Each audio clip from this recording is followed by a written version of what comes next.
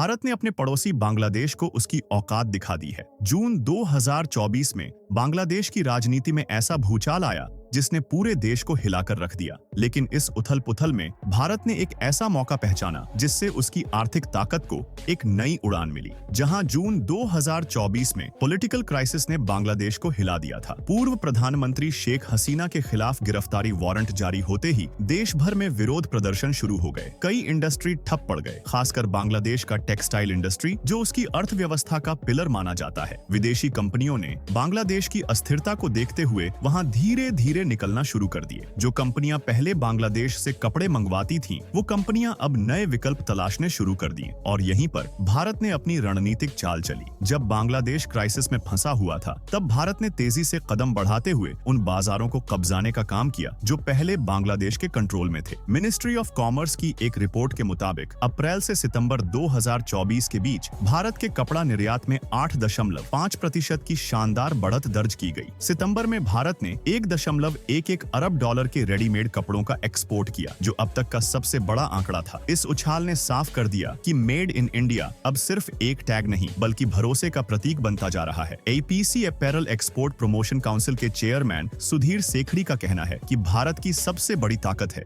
Fibre से लेकर fashion तक की पूरी प्रक्रिया को घरेलू स्तर पर संभालने की क्षमता। इसका मतलब यह है कि कच्चे माल से लेकर तैयार कपड़े तक की पूरी सप्लाई चेन भारत के अंदर ही काम करती है। इसके अलावा भारत के पास यूथ लेबर फोर्स है जो इसे अन्य देशों से आगे बढ़ने का फायदा देती है। भारत ने न केवल उत्पादन को बढ़ाया बल्कि अपनी सप्लाई चेन को भी स्थिर रखा, जिससे विदेशी कंपनियों को भरोसा मिला कि भारत के साथ काम करना फायदेमंद होगा। इस संकट के दौरान भारत की सफलता ने दुनिया के कई बड़े ब्रांड्स का ध्यान खींचा। एंड नाइके और जारा जैसी कंपनियों ने अब भारत से अपने कपड़ों की सप्लाई बढ़ाने के संकेत दिए हैं। भारत भी अपनी वैश्विक उपस्थिति को और मजबूत करने के लिए बड़े कदम उठा रहा है। 2025 में भारत टेक्स वर्ल्ड फेयर की मेजबानी करेगा, जहां दुनिया भर के खरीदार भारत की कपड़ा ताकत को करीब से देख सकेंगे। इसके साथ ही स्पेन और न्यूयॉर्क जैसे शहरों में रोड शो आयोजित किए जाएंगे, जिनमें भारत अपनी पारंपरिक और आधुनिक व्यापारिक क्षमताओं को प्रदर्शित करेगा। अब बात करते हैं उस कूटनीतिक पहलू की जो इस कहानी को और दिलचस्प बनाता है। शेख हसीना इस समय भारत में शरण लिए हुए हैं और बांग्लादेश सरकार उन्हें वापस लाने के लिए भारत पर दबाव बना रही है। अब सवाल यह है कि क्या भारत